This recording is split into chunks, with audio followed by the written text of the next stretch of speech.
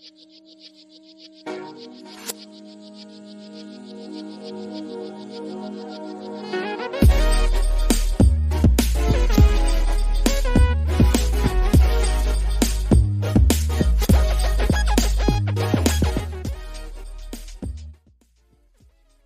and blessings, community. I've been away for a few weeks, but I'm back. Welcome to Centering Voices with Blaze. First and foremost, I just want to speak on the importance of Black media and why Black media matters, and also just give a little, background on my experience with just media and what it means to me and the significance. In 2003, I had went to prison and went away for 18 years. And before I left, there wasn't even Facebook or even MySpace wasn't even jumping off and popping. And at that particular time, there was a lot of things going on in the community that I grew up in, particularly a lot of gun violence, a lot of substance abuse issues, a lot of programs that are just simply just under-resourced for our community. And also a lot of lack of Black media for us to have our own voice and create our own content and share our own perspectives. And historically, us lacking that voice and lacking that opportunity to create our own content and speak on our own behalf was used to our detriment in this particular country and society with a lot of the historical oppression that our community faced. Fast forward now in 2024, with the proliferation of iPhones, smartphones, the internet, social media, everybody now has the opportunity to be empowered to use their voice, to be able to post something and share their thoughts that can go around the world. And I think if you don't understand the importance and power of having that particular opportunity right now during this time, I definitely encourage you to take a look and think about the power and opportunity that we have to share our voice as activists and also advocates for others. And that's one of the reasons and a core reason why I use my voice today to host this show, Centering Voices with Blaze, because I find it very important to use our platform and opportunity for us to share our voice, to be able to do something positive, to uplift our community and resist against historical oppressions that's been going on with our community. And with that said, I would like to bring and introduce my next guest, special guest. As I always say, all my guests are special because all my guests are from community. This woman is the host of Day with Trae on Converge Media. And Converge Media is the largest and leading producer of original Black video in the Pacific Northwest. She is also co-founder of The Covenant, a community-based organization formed by a group of anti-racist and anti-bias community organizers focused on ending gun violence and supporting well-being in Black communities and family globally. And without further ado, I would like to introduce our guest for the evening, TraeAnna Holiday. Hi, y'all. Hi, Blaze. Peace, sister. Peace. Good to be here with you. I'm definitely grateful for you to join our show this evening. And so I just want us to start off by you introducing yourself, who you are, where you're from, and your particular areas of focus right now. Yeah, I'm grateful to be here with all of y'all. Trae Holiday. I am excited that, there's a platform, like you were saying, for us to utilize our voice and really center Black media, because it does matter. And, I've been doing media work for a long time. I started training when I was young and really took that through Garfield, Howard, UW, Tacoma, and, was able to cultivate all of those experiences into what I do today. So the Day with Trae really allows for me to connect with, a wide variety of guests on a weekday show every Monday through Friday at 11 a.m. And there we go, because we got you and I were together some time ago. And it was beautiful to be able to share stories. I think, one of the things that Black media does is it provides an opportunity for us to be inspired by the stories of so many folks who are doing dope things on the ground.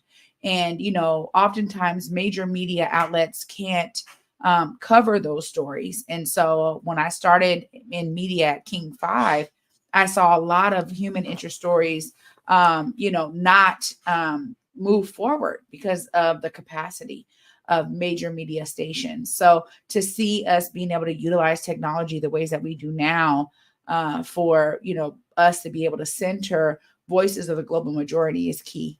So thank you. And I want to say, real talk, you inspired me to create this show. When I first got out, you had invited me, told I shared the things that I was doing in the community, and you invited me on your show and used that platform for me to have a voice, and really inspired me to see myself one day also creating a platform to center other individuals' voices from our community.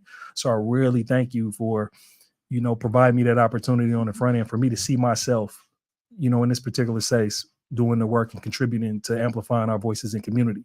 Yeah, that means a lot. Thanks for sharing that. I'm glad, because you had a story to tell, and it was inspiring again, for folks to understand how to persevere, how to stay consistent and persistent and resilient. So thanks so much for sharing that. I'm glad you have this show, Blaze. Yes, thank you.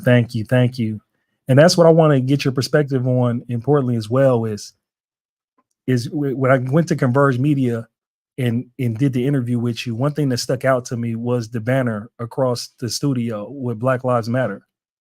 And it's actually called not Black Lives Matter, but Black Media Matters, right? Black Media Matters Studio.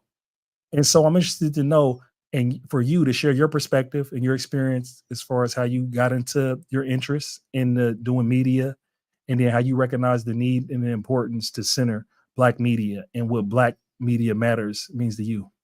Well, it's so interesting because when you have opportunities to kind of train in media, oftentimes, as an actress back in the day, it was all about auditions, auditioning for different roles. And that was something that really got me going. But it was, I really found, I think, my pathway when I began producing a documentary on gentrification in the Central District. And that allowed me to not only hear the stories of so many families who have been gentrified, but it was kind of a catalyst for me to be like, just me being myself, actually. There's something that I think is important for me to be able to be authentically me in media that can transcend and really inspire other people. And so, Omari Salisbury, the co-founder of Converge, he and Eric Calligraphy are the founders of Converge. And Omari and I started creating content together. Oh my gosh, now 6 years ago. And it was a beautiful thing because we understood that no matter what, it was important for us to be highlighting the things that were happening in our community. And we would be, he would we take iPhones. At the time, we didn't even have major cameras. And so just the proliferation of Converge to where it is today is truly one of those success stories of, constantly being on the grind, working to produce, dynamic content that was driven by the voices and the stories of our community.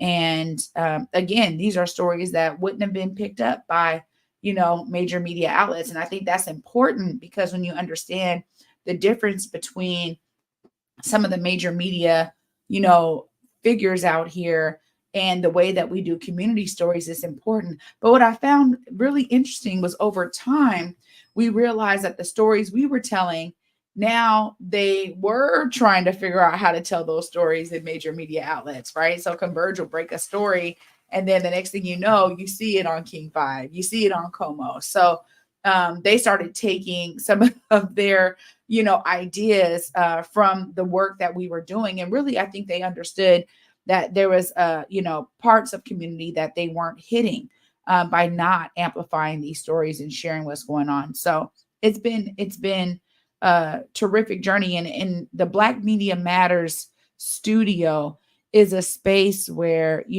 amazing content is created, but it's really driven by the guests who come on our shows and by the interviews we're able to do and the stories and productions we're able to put together.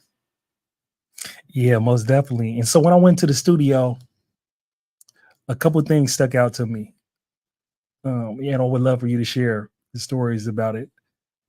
One in particular is the wall, and y'all have everybody put your signatures and sign the wall. And I was fortunate enough to be able to sign that wall with a whole like myriad of individuals who signed that wall and showed up into that particular studio. And then what I also seen and recognized the work that y'all did was the work that y'all did with covering the protests in 2020 in the wake of George Floyd.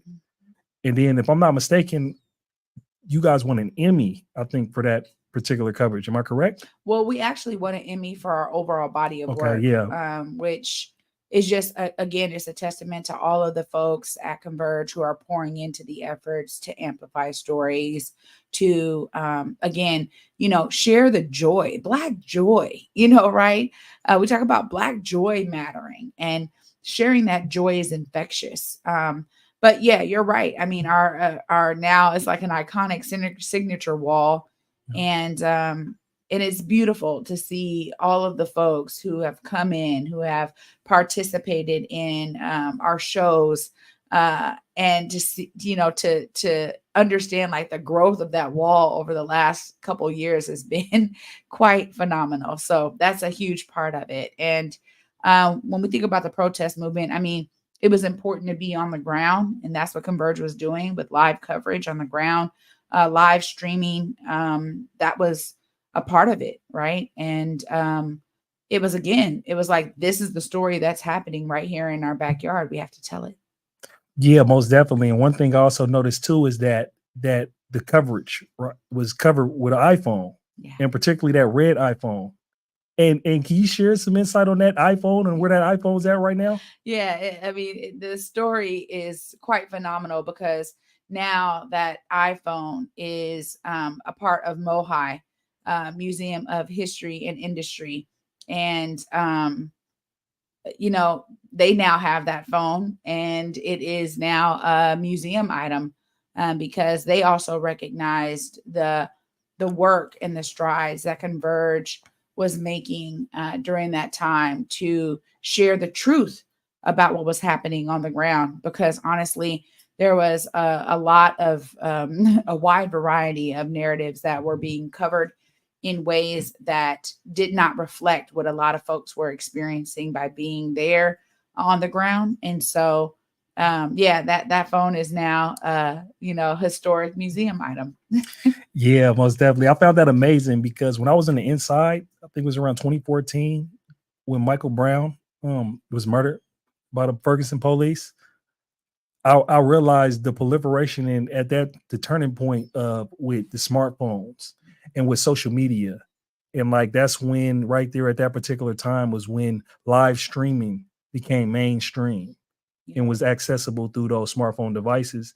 And it immediately came into my mind that I was just thinking about the struggle and our voice being heard, and talking about revolutionary practices for us to find justice within our state and within our nation. And one of the thoughts that came to me was that the revolution would not be televised. It would be live streamed through social media. Yeah. And so that was a big thing. So I just wanted you to share your thoughts, like with the opportunities with the smartphone and then just filming and creating content, just how important it is for individuals that are empowered with this type of technology to be able to use it, to share their perspectives and share their voices. Because as we've seen, it's been very pivotal for justice or awareness to be provided for some of our experiences, our unique experiences in this country. Well, I definitely think first off, it erases the cap, right? Like when we were growing up, in order for you to get content in front of a massive amount of people, there was a very narrow way to do so. And it completely eliminates that narrow way, right? Like, look at what Rainier Avenue Radio is doing. You have the ability to create content that goes out to the masses. And, with the proliferation of the internet and technology, you have different platforms that allow for you to do live streaming broadcasts like this that, really allow for anyone who feels like, yo, I got something to share, I got something to say. They can, right? And it's all about, folks finding value in what you share, so that you can grow your audience. And that's the major thing is that, we had, I grew up and we had maybe 20 something channels, and that grew to hundreds of channels, right? Just on TV. And now you have all of these other ways to consume content. And so it's not coming from, studios necessarily, like these major studios. It can come from a lot of different places. And I think live streaming really provides an opportunity to, tap in to the hearts and minds of others who find value in your content and, want to be a part of what you're sharing. And I think that it goes back into, the importance of community media in general, because it allows for people to really be connected to a lot of the work that's happening on the ground in their communities in ways that before it meant you had to be like in space, or you had to be in the know when the meetings are going to happen or when the events are taking place. And now, you can get recaps about events, or you can learn about, small businesses in your community through community media. So it opens up the gateway for sure for, more and more people to be tapped in. Yeah, most definitely. Most definitely. And that's why I can't emphasize enough the importance of having the opportunity to create content, having the opportunity to share my voice and hold a platform to hold space for others to share their voice is definitely critical. Yeah. And speaking of which, I want to give a shout out to my daughter, Amia, in the live chat on YouTube, and my mother-in-law, because that's also why I do this show as well. Like we talk with the Black Prisoners Caucus when I was on the inside, and then with the Black Prisoners Caucus community group out here. One of the acronyms we live by is building positive communities, and there's no positive communities without positive families. Yeah. And so I center my family and center the content and my voice to create, so that way I can lead by example, and create content that is helpful and beneficial for the well-being of my family, and most importantly, our children.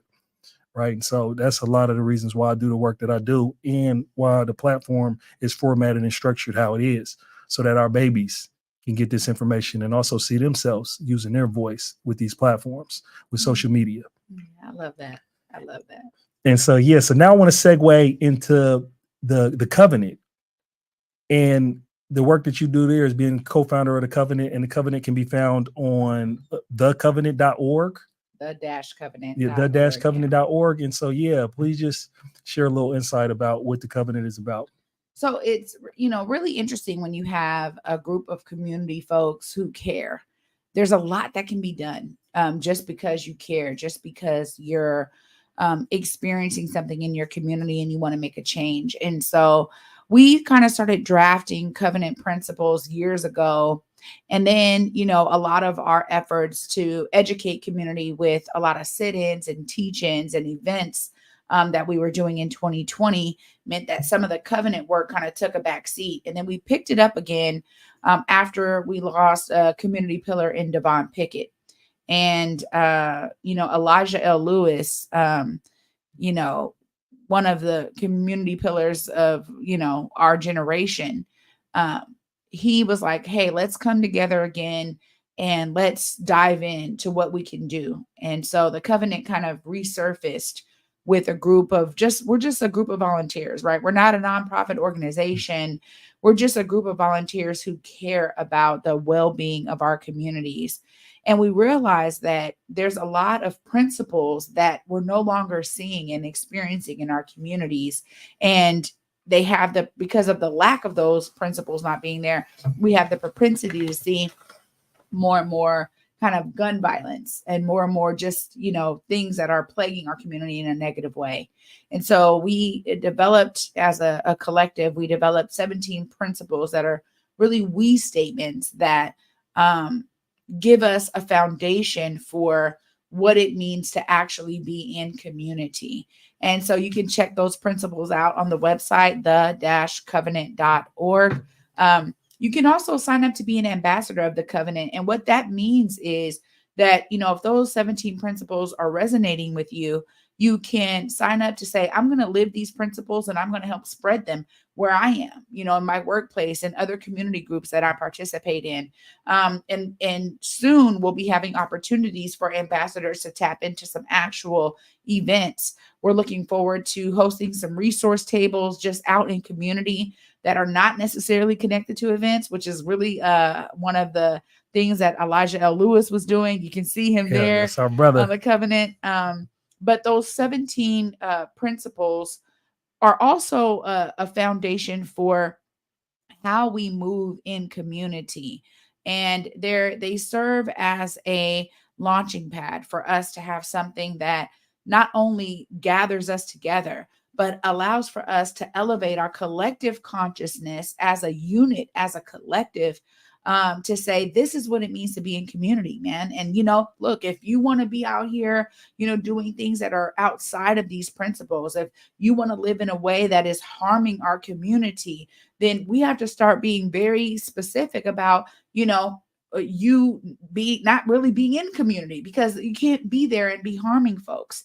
Most And, definitely. we thought about it in terms of like, it's simple, because although we don't have a principle that says, we help our elders from, getting their groceries out the car. But if you see someone, that needs the help, we step up. Right. And that's really what we want to bring back. I think gentrification and us not being in space together has diminished a lot of that. So I'm so excited for all the folks. Thanks to all the volunteers of the covenant, everyone who is pouring into that effort. We will be putting our posters up in businesses and community centers and schools really soon. You're going to be seeing these covenant principles everywhere. And that just means that this establishment also abides by the principles of the covenant. So we're really excited to do that work. Yeah, awesome work. And I look forward to participating and collaborating with y'all with the covenant as well. Absolutely. As this work is definitely meaningful for us. And one of the principles that, particularly sticks out to me, as they all stick out to me, is the relationship aspect. Particularly, we prioritizing relationships and establishing trust and true connections. Yeah. Absolutely. And I think the strength of our movement is in the strength of our relationships. So we understand how important it is. And then historically, our relationships have been strayed due to historical harms of our community and gentrification, and how we're separated logistically and locally on the ground. Now we still can come together, through these avenues of social media and to come together to still connect and build around common principles for us to restore our community and uplift our well-being and health of everyone. So I definitely appreciate the work you do. Definitely appreciate your show.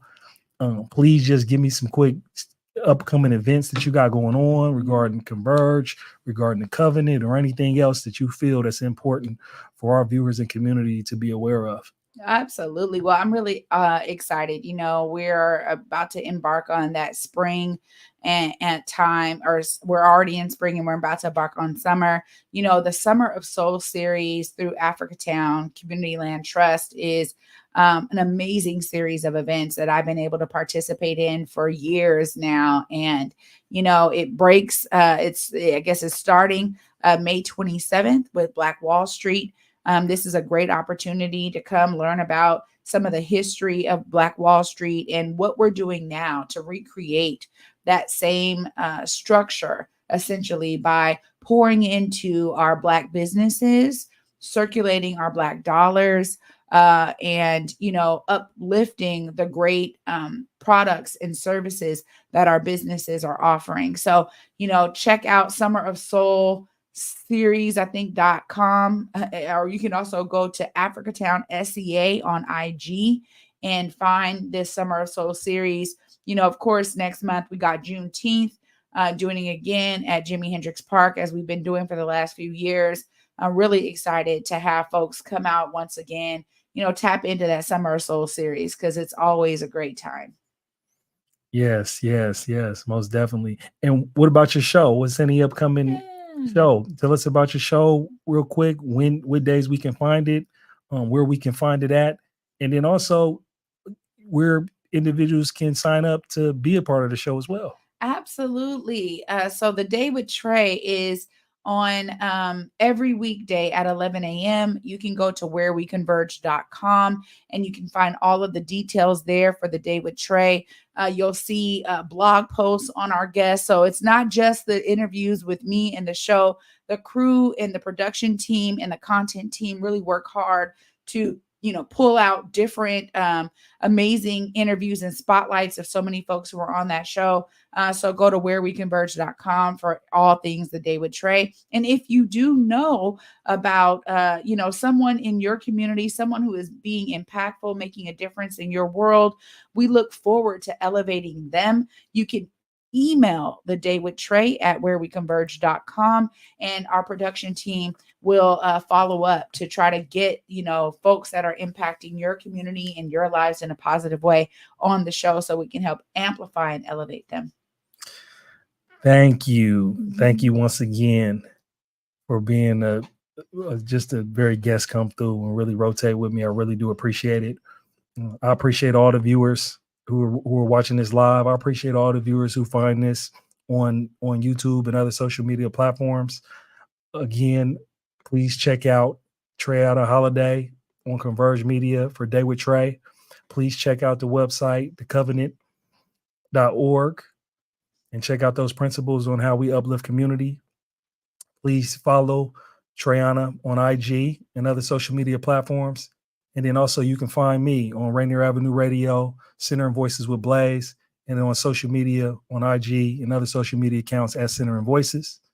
And once again, it's been an awesome, awesome night. It's been an awesome experience for me to be able to have this platform, to be by community and for community and serve community and center the voices of community. I appreciate everyone who watching tonight. I appreciate everyone who finds this video in archives. And it's episode 4, and it's a wrap. And with that said,